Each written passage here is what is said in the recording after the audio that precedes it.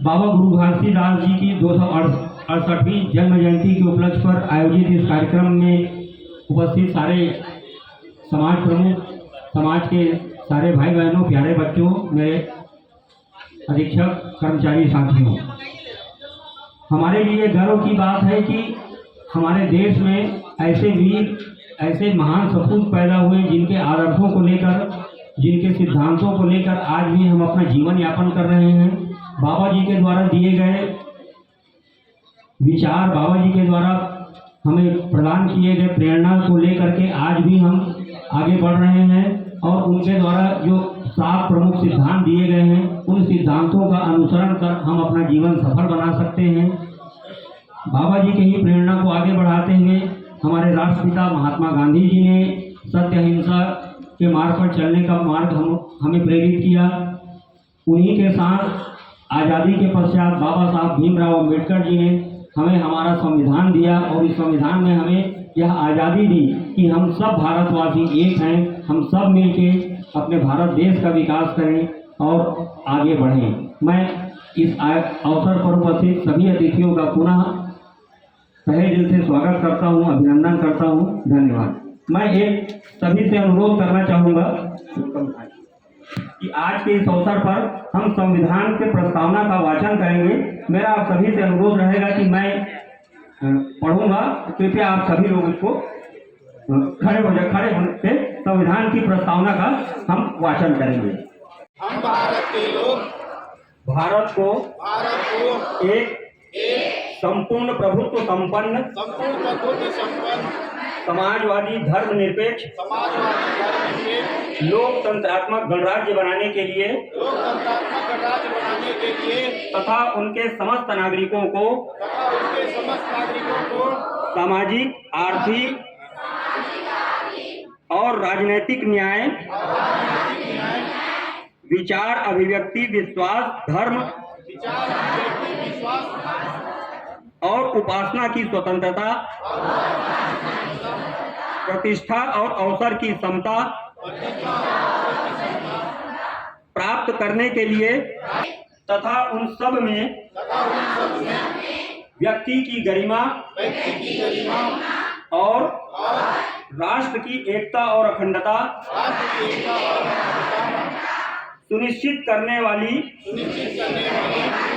बंधुता बढ़ाने के लिए दृढ़ संकल्पित होकर अपनी इस संविधान सभा में आज तारीख 26 नवंबर 1949 को एतत् द्वारा इस संविधान को अंगीकृत, अधिनियमित और आत्मार्पित करते हैं। धन्यवाद। के खिलाफ जागरूकता प्राप्त अपना परिचय। मैं राघव, शिक्षित युवा, समानता का समर्थक। मैं गंगा, एक दलित महिला, सामाजिक भेदभाव का सामना कर रही हूँ। परंपरा के समर्थक। मैं गांव का मुखिया। मैं राधा, राघव की प्रगतिशील बहन। हम सब गांव वाले भिन्न विचारधारा के लोग। पहला अंक भेदभाव का सामना। दृश्य पहला, गांव का कुआं, मंच पर कुआं, पास में कुछ लोग खड़े हैं, गंगा पानी भरने आती है।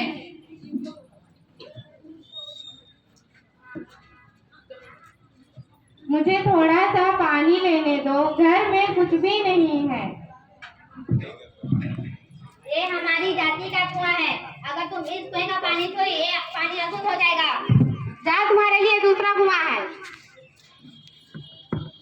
लेकिन वो सूख चुका है, मैं कहाँ से लाऊं? हम नहीं जानते तुम कहाँ से पानी लाओगे, जाओ, वरना यह जगह भी अशुद्ध है, जाओ यहाँ से। गांव वाले चिल्लाते हैं और गंगा को भगा देते हैं, वो आंसू पोंछते हुए जाती है। दृश्य दूसरा, राघव का आगमन। राघव दूर से ही यह दृश्य देख रहा होता है, वह गांव वालों के पास जाकर बात करता है। यह क्या हो रहा है? पानी जैसे बुनियादी अधिकार को कोई कैसे रोक सकता है? ये हमारी परंपरा है, हर जाति की अपनी जगह है। परंपरा? क्या परंपरा इंसानियत से ऊपर है? पानी का कोई धर्म या जाति नहीं होता। हम नहीं जानते, इस बारे में आप गाँव जी के मुखिया जी से बात करें। गांव वाले नाराज होकर चले जाते हैं। राघव गंगा को सांत्वना देने आता है।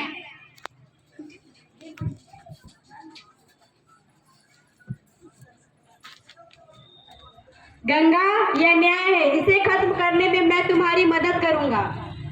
लेकिन प्रधान जी और गांव वाले नहीं मानेंगे, वे हमारा विरोध करेंगे। दूसरा अंक, संघर्ष की शुरुआत। दृश्य पहला, गांव की सभा। गांव के चौपाल पर राघव, राधा, प्रधान जी और गांव वाले जमा होते हैं। आप इधर आके बोलो ना, इधर आके बोलो। राम राम प्रधान जी।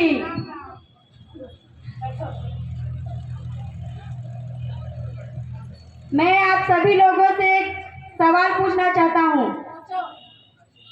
क्या आज के समय में भी इंसान को जाति के आधार पर बांटा जा सकता है? यह हमारे पूर्वजों की परंपरा है, इसे बदलना संभव है। राधा भी।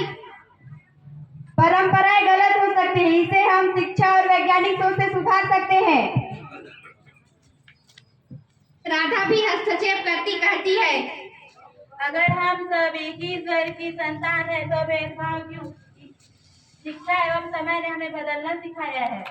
कुछ गांव वाले सहमत होते हैं, लेकिन प्रधान जी और उनके समर्थक गुस्से में उठकर चले जाते हैं। तीसरा अंक, बदलाव का समय। जिससे पहला, गंगा का साहस। गंगा और राघव मिलकर गांव में जागरूकता फैलाते हैं, छोटे बच्चों को पढ़ाते हैं और उनसे कहते हैं कि सब इंसान बराबर है। गंगा बच्चों से कहती है, याद रखो, इंसान की पहचान उसकी मेहनत और अच्छाई से होती है, ना कि कोई जाति से। जिससे दूसरा, प्रधान जी का बदलाव। गांव में विरोध बढ़ता है, लेकिन धीरे धीरे लोग राघव की बातों को समझने लगते हैं। प्रधान जी के परिवार के एक सदस्य को गंगा मदद करती है।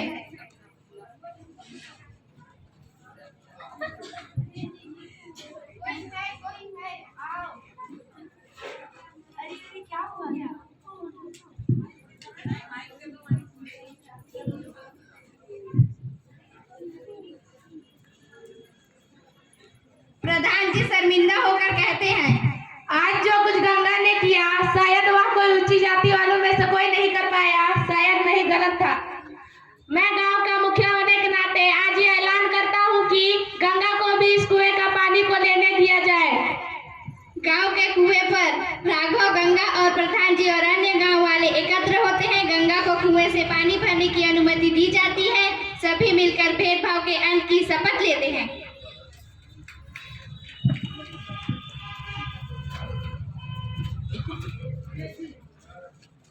मैं यह शपथ लेता हूँ कि मैं किसी भी व्यक्ति, समुदाय या समूह के प्रति भेदभाव नहीं करूँगा। मैं हर व्यक्ति को समान अधिकार और सम्मान दूंगा, चाहे वह किसी भी जाति, धर्म, लिंग, भाषा या सामाजिक स्थिति से संबंधित हो। मैं हमेशा मानवता, समानता और भाईचारे के सिद्धांतों का पालन करूंगा और समाज में प्रेम, एकता और सहिष्णुता का प्रचार करूंगा। मैं किसी भी प्रकार के भेदभाव, उत्पीड़न या असमानता का विरोध करूंगा और हर व्यक्ति को समान अवसर देने का प्रयास करूंगा। आखिरी संवाद। यह जीत सिर्फ गंगा की नहीं, पूरे समाज की जीत है। अब यह गांव समानता और न्याय का प्रतीक बनेगा। सभी मिलकर भाईचारा का नारा लगाते हैं। समानता, न्याय और भाईचारा। जय हिंद। अभी आप लोगों ने एक नाट्य मंचन किया जिसमें छुआछूत की बातों को आपने दर्शाया था। मैं आपको बताना चाहूंगा कि इससे भी जटिल बीमारी उस दौर पे थी आज से सैकड़ों वर्ष पूर्व और इसे समाप्त करने का बीड़ा उठाया था बाबा गुरु घासीदास जी ने, जिन्होंने एक ऐसा पंथ चलाया जिसे सतनाम के नाम से जाना जाता है। उनका कहना था छुआछूत मिटाओ,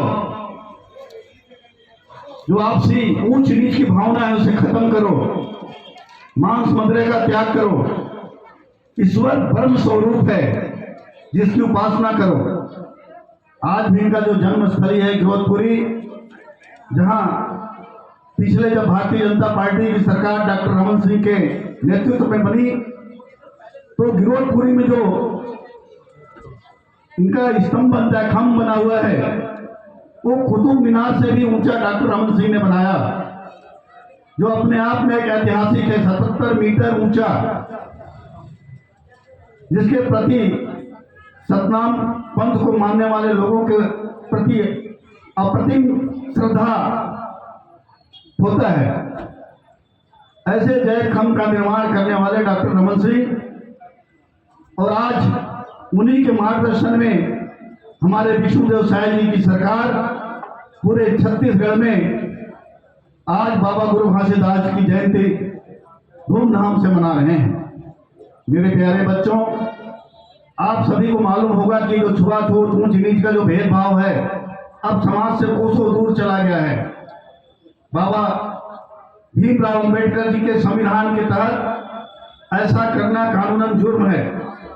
मेरे प्यारे बच्चों, इसी सिद्धांत को लेते हुए आज भारतीय जनता पार्टी की जो सरकार है केंद्र में, माननीय मोदी जी की सरकार, उनके प्रयास से धीरे धीरे समाप्त होते जा रहा है। आज समाज में सभी लोगों को एक समान दृष्टि से मोदी जी की हर योजनाओं को देखा जाता है, चाहे वो स्वच्छता की योजना हो, चाहे वो प्रधानमंत्री आवास बनाने की योजना हो। ऊंच नीच की भावना कहाँ पैदा होती है? जब कोई बहुत अमीर आदमी हो और उसके सामने एक गरीब आदमी है, तो निश्चित उस गरीब के मन में एक हीनता की भावना पैदा होती है और वहीं से ऊंच नीच की भावना का जन्म होता है। मेरे प्यारे बच्चों, आज सारी ऊंच नीच की भावनाओं को मिटाने का काम माननीय प्रधानमंत्री नरेंद्र मोदी जी कर रहे हैं। सभी के लिए पक्का आवास, सभी के लिए पक्का शौचालय का निर्माण, सभी के घरों में गैस से खाना बनने लगा।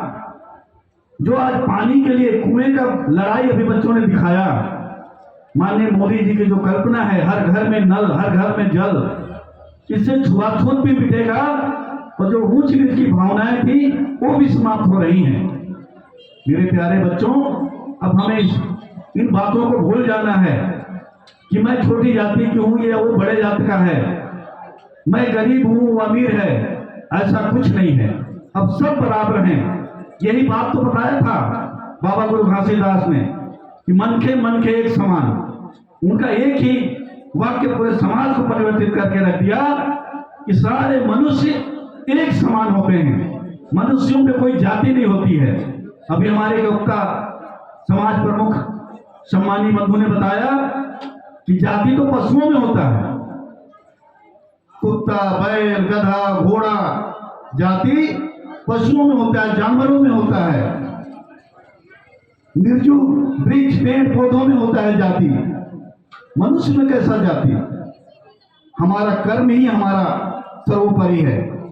आज हमारी सरकार बाबा भीमराव अंबेडकर की पद चिन्हों पर चलते हुए सभी को एक समान दृष्टि से देख रही है। चाहे वो साय जी की महतारी बंधन योजना हो, चाहे मोदी जी का किसान सम्मान निधि हो, वो ये नहीं देखता कि ये छोटा जात है या ऊंचा जात है, सभी के खाते में पैसा सीधे डीबीटी के माध्यम से पहुंच रहा है। इसलिए हमें इन सब बातों से दूर होकर और एक नए समाज की संरचना करना है, नए छत्तीसगढ़ की परिकल्पना करना है, जिसमें सब बराबर हो, सब सुखी हो, सब संपन्न हो। जय सतनाम। धन्यवाद।